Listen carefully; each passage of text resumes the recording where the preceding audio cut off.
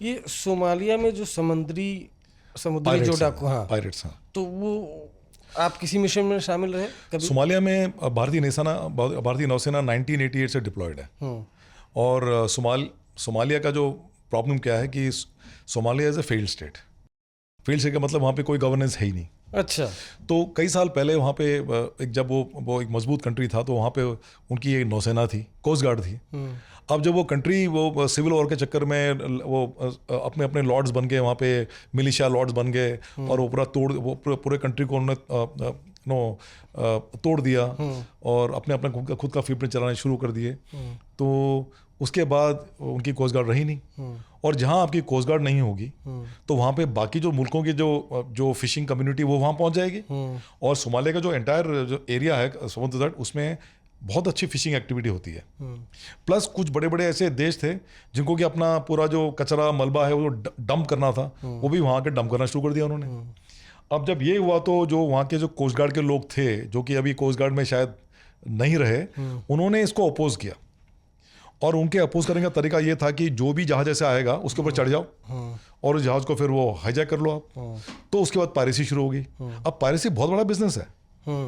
और कभी तो 88 के बाद टिल अबाउट 2000 पायरेसी इस चरम सीमा में पहुंच गई कि लॉयड शिपिंग जो है उन्होंने इंश्योरेंस बढ़ा दिए। और देखो आप, ये एडन, गल्फ ऑफ एडन के बाहर होता है। अब जो भी शिपिंग होती है वो रेड सी के थ्रू पास करके सुएज कनाल से जाती है।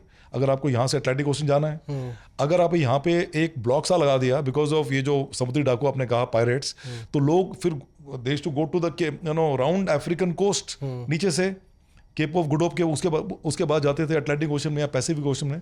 अब ये मान के चलिए कि तेल कितना बर्बाद होता है, टाइम कितना बर्बाद होता है। शिपिंग 90% ऑफ वर्ल्ड का जो कारोबार है, व्यापार है, वो समुद्री रास्ते से होता है। और अगर आपने डिस्टेंस डबल कर दिया तो कितना नुकसान होगा और उसका फिर कॉस्ट कितना बढ़ जाएगा। So it is a big problem. तो कई बड़े बड़े देशों की नेवीज़ ने वहाँ पे अपने आप को डिप्लॉय कर दिया। अच्छा। ताकि ये सब उनका जो ट्रेड है उसमें कोई बाधाएं ना पहुंचे। तो भारतीय नौसेना भी 1988 के बाद एक शिप तो वहाँ पे हर समय 24/7 तैनात रहता है। और एक यही नहीं, जैसे हम आज बात कर रहे हैं तो कम से कम 10 से 15 जहाज भारतीय नौसेना के पूरे इंडियन ओशन रीजन में डिप्लॉयड है। कैसे करते हैं उनके साथ जो तो उनके साथ क्या होता है कि एक तो जो जहाज डिप्लॉयड होता है उसको बोलते हैं मिशन बेस्ड डिप्लॉयमेंट। यानी कि वो जो जहाज युद्धपोत है वो कोई भी वॉर मिशन को टेक ऑन कर सकता है।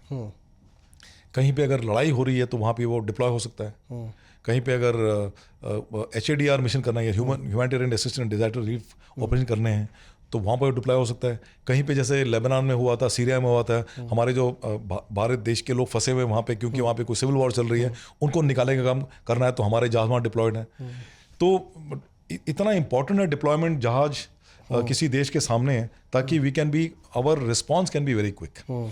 और ये सारे जहाज़ों में एक छोटी सी मरीन कमांडो की टुकड़ी भी होती है, एलिमेंट होता है, ताकि ऐसा कोई एंटी पायरेसी ऑपरेशन करना पड़े, या और भी इसको बोलते हैं low intensity maritime operations. Essentially terrorist operation, gun running होता है, ह्यूमन ट्रैफिकिंग होता है, और कई ऐसे इलीगल चीज़ें होती हैं जिसके बारे में आपको एक फोर्स चाहिए which can take on and sort it out. तो वो उसमें भारतीय नौसेना का बहुत बड़ा रोल है, और उसमें मरीन कमांडोज की भी बहुत बड़ी भूमिका है। तो आप कभी रहे इस तरह का? जब हाँ, हम लोग, जब मैं कमांड कर रहा था INS Gomti, Indian naval ship Gomti जो भी अभी डीकमीशन हो गया है, और सुना है गोमती को अभी, गोमती जो रिवर है उसके सामने एक म्यूजियम बना रहे हैं। तो जब मैं कमांडिंग ऑफिसर था तो हमने डिप्लॉय किया था ये anti piracy operation. It's quite common. And लेकिन मेरे समय में वहाँ पे कोई एंटी पायरेसी का कोई ट्रिगर नहीं मिला। ऐसा नहीं है कि आपको ट्रिगर मिलता रहेगा, इतना भी नहीं होता है कि हर रोज कोई पायरेसी चल रही है। हाँ, फिलहाल में लेकिन काफी बीच में अभी अगर आप देखो, लास्ट ईयर हमने ऐसा तगड़ा ऑपरेशन किया मरीन कमांडोज ने, शायद आपको पता होगा लेकिन मैं दर्शकों को बता दूं। एक बल्गेरियन कार्गो वेसल था, उसका नाम था MV रुइन, और वो दिसंबर 23 से गायब हो गया। और बाद में जो इंटरनेशनल मैरीटाइम ऑर्गेनाइजेशन है उनसे पता चला कि उसको सोमाली पायरेट्स ने टेक ओवर कर लिया है। और टेक ओवर करने के बाद उस जहाज को बना दिया है एक पायरेट मदरशिप, यानी कि वो उनका बन गया हेडक्वार्टर। वहाँ से वो अपना ऑपरेशन डिप्लॉय वो करेंगे। सो अपने छोटे बोट को वहाँ से वो करेंगे। तो उसको उसकी खबर भारतीय नौसेना को मिल गई और फिर उस शिप की हमने बिल्कुल सर्वेलेंस करना शुरू कर दिया।